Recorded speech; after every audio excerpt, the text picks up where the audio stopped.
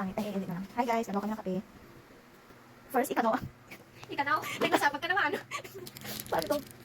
Ikanaw natin to dito sa baso. Yes. Ilagay ang kape sa baso. Okay.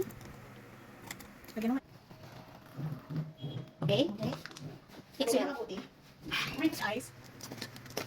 Then, 7-Eleven. Ilagay na natin ang nakanaw na kape. Kanaw.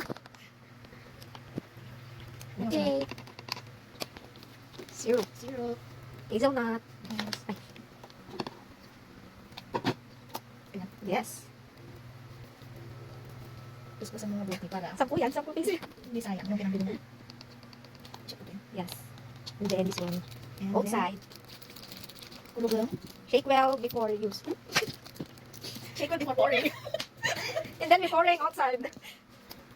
Tama. Kasi hindi naman aesthetic yung pagbukas. Ano nga yung ganun? Ganun naman bubukas, diba? Ano yun? Sisili cream.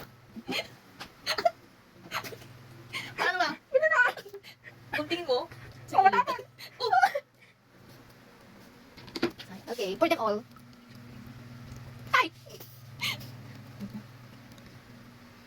Mali yung pagbukas ko guys.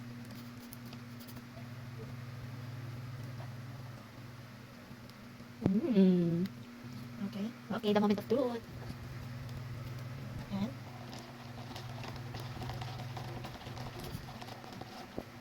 may kape ka na!